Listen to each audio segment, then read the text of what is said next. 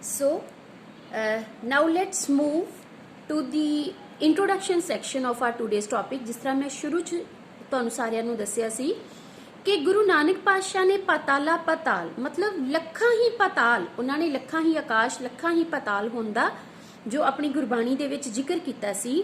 ਸ਼ਾਇਦ ਨਹੀਂ ਬਲਕਿ 100 ਤੇ 10% ਮੈਂ ਇਹ ਚੀਜ਼ ਦਾਅਵੇ ਨਾਲ ਕਹਿ ਸਕਦੀ ਹਾਂ ਕਿ ਸਤਿਗੁਰ ਸੱਚੇ ਪਾਤਸ਼ਾਹ ਜੋ ਕਿ ਕਰਤਾਰ ਦਾ ਅਵਤਾਰ ਮੰਨੇ ਜਾਂਦੇ ਨੇ, ਉਹਨਾਂ ਨੂੰ ਇਹ ਗਿਆਨ ਪਹਿਲਾਂ ਤੋਂ ਹੀ ਹੋ ਚੁੱਕਾ ਸੀ।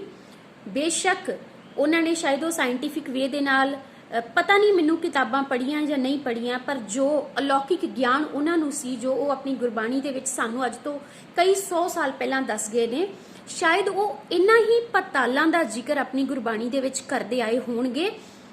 ਜਿਸ ਤਰ੍ਹਾਂ ਮੈਂ ਹੁਣੇ ਤੁਹਾਨੂੰ ਦੱਸ ਰਹੀ ਸੀ, kindly try to see the layers.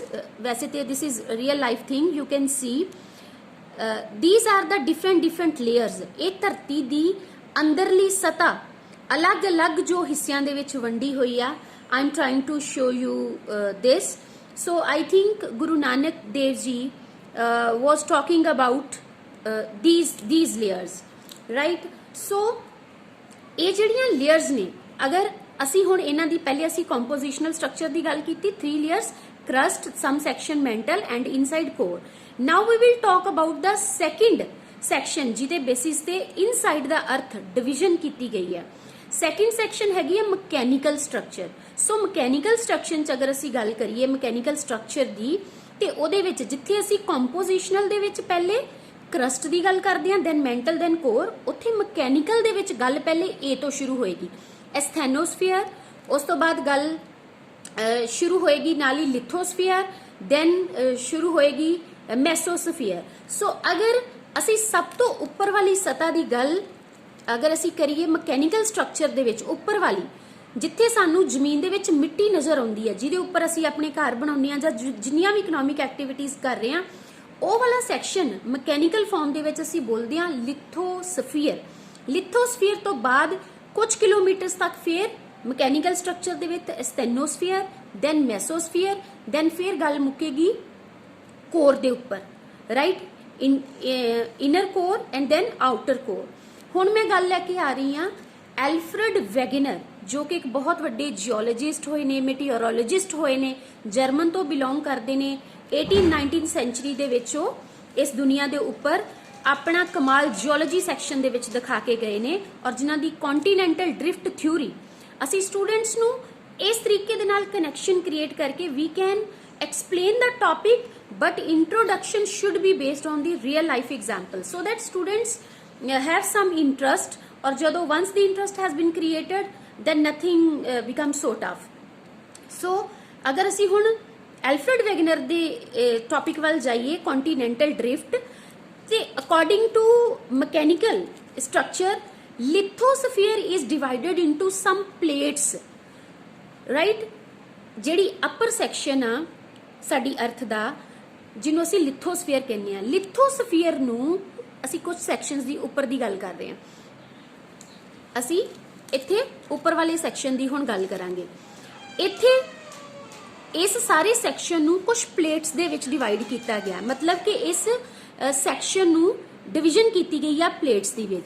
Plates ਜਿਹੜੀਆਂ ਨੇ ਉਹ ਕੰਟੀਨਿਊਸਲੀ ਮੂਵ ਕਰ ਰਹੀਆਂ ਨੇ, ਪਲੇਟਸ ਦੀ ਕੰਟੀਨਿਊਸਲੀ ਮੂਵਮੈਂਟ ਹੋ ਰਹੀ ਹੈ। ਸਾਨੂੰ ਪਤਾ ਹੈ ਕਿ ਅਰਥ ਇਜ਼ ਅ ਲਾਈਵ ਪਲੈਨਟ, ਔਰ ਅਰਥ ਦੇ ਵਿੱਚ ਕੰਟੀਨਿਊਸਲੀ ਜਿਹੜੀ ਲਾਈਫ ਆ ਉਹ ਚੱਲ ਰਹੀ ਆ। ਇੱਕ ਐਗਜ਼ਾਮਪਲ ਅਗਰ ਅਸੀਂ ਲੈਣੀ ਹੋਵੇ, ਅਗਰ ਆਪਣੇ ਬੱਚਿਆਂ ਨੂੰ ਅਵੇਅਰ ਕਰਵਾਉਣਾ ਹੋਵੇ, we can take the sunrises and sunset. ਜਿਸ ਤਰ੍ਹਾਂ ਸੂਰਜ ਚੜ੍ਹਦਾ, ਸੂਰਜ ਛਿਪਦਾ ਹੈ, ਇਟ ਸ਼ੋਜ਼ ਕਿ ਅਰਥ ਦੇ ਉੱਪਰ ਲਾਈਫ 24 ਆਵਰਸ ਚੱਲ ਰਹੀ ਹੈ, ਰਾਈਟ? ਸੋ ਇਹ ਪਲੇਟਸ ਦੀ ਮੂਵਮੈਂਟ ਵੀ ਕੰਟੀਨਿਊਸਲੀ ਹੋ ਰਹੀ ਆ। ਸੋ ਹੁਣ ਅਸੀਂ ਇੱਥੋਂ ਹੀ ਆਪਣਾ ਟੌਪਿਕ ਸ਼ੁਰੂ ਕਰਦੇ ਹਾਂ ਕਿ ਐਲਫਰਡ ਵੈਗਨਰ ਨੇ ਕੀ ਦੱਸਿਆ ਕਿ ਸਭ ਤੋਂ ਪਹਿਲੇ ਇਹ ਜਿੰਨੀਆਂ ਪਲੇਟਸ ਸੀਗੀਆਂ ਜਾਂ ਜਿੰਨੀ ਵੀ ਸਟਰਕਚਰ ਸੀ ਇਨਸਾਈਡ ਦਾ ਅਰਥ, ਇਹ ਸਾਰੀ ਇਕੱਠੀ ਸੀ, ਰਾਈਟ? ਫਿਰ ਉਹਨੂੰ ਪਤਾ ਚੱਲਿਆ ਕਿ ਇਹ ਜਿਹੜੀਆਂ ਪਲੇਟਸ ਮੂਵਮੈਂਟ ਹੋ ਰਹੀ ਹੈ, ਪਲੇਟਸ ਦੀ ਮੂਵਮੈਂਟ ਹੋ ਰਹੀ ਹੈ। ਹੁਣ ਸਾਨੂੰ ਪਤਾ ਹੈ, ਅਸੀਂ ਇੱਥੋਂ ਆਪਣਾ ਨੈਕਸਟ ਸੈਕਸ਼ਨ ਸ਼ੁਰੂ ਕਰ ਸਕਦੇ ਹਾਂ ਕਿ ਪਲੇਟਸ ਦੀ ਮੂਵਮੈਂਟ 3 ਤਰੀਕੇ ਦੇ ਨਾਲ ਹੁੰਦੀ ਹੈ। ਇੱਕ ਤੇ ਪਲੇਟਸ ਆਪਸ ਦੇ ਵਿੱਚ ਕਨਵਰਜੈਂਟ ਉਹਨਾਂ ਦੀ ਹੋ ਰਹੀ ਹੈ, ਦੂਸਰਾ ਉਹ ਟਰਾਂਸਫਾਰਮ ਕਰ ਰਹੀਆਂ ਨੇ ਲਾਈਕ ਦਿਸ, ਔਰ ਤੀਸਰਾ ਡਾਈਵਰਜ ਕਰ ਰਹੀਆਂ ਨੇ ਪਲੇਟਸ ਆਪਸ 'ਚ, ਜਦੋਂ ਇੱਕ ਦੂਜੇ ਨੂੰ ਇਸ ਤਰ੍ਹਾਂ ਬਹੁਤ ਹਾਈ ਪ੍ਰੈਸ਼ਰ ਦੇ ਨਾਲ ਇੱਕ ਦੂਜੇ ਨੂੰ ਪਰੇ ਕਰਦੀਆਂ ਨੇ, ਦੈਟ ਇਜ਼ ਡਾਈਵਰਜੈਂਟ।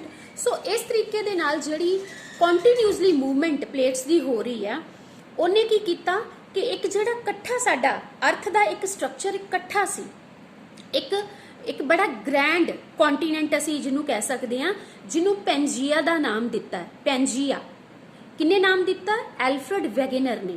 ਐਲਫਰਡ ਵੈਗਨਰ ਨੇ ਆਪਣੀ ਥਿਊਰੀ ਦੇ ਵਿੱਚ ਇਹ ਚੀਜ਼ ਪ੍ਰੂਵ ਕੀਤੀ ਕਿ yes, earth has many layers and all the layers are continuously moving, ਚਾਹੇ ਉਹ ਟਰਾਂਸਫਾਰਮਿੰਗ ਹੋ ਰਹੀ ਹੈ, ਚਾਹੇ ਉਹ ਕਨਵਰਜੈਂਟ ਹੋ ਰਹੀ ਹੈ, ਚਾਹੇ ਉਹ ਡਾਈਵਰਜੈਂਟ ਹੋ ਰਹੀ ਹੈ, ਕਿ ਕਿਹੜੇ ਤਰੀਕਿਆਂ ਦੇ ਨਾਲ ਮੂਵਮੈਂਟਸ ਹੋ ਰਹੀ ਹੈ ਪਲੇਟ ਦੀ।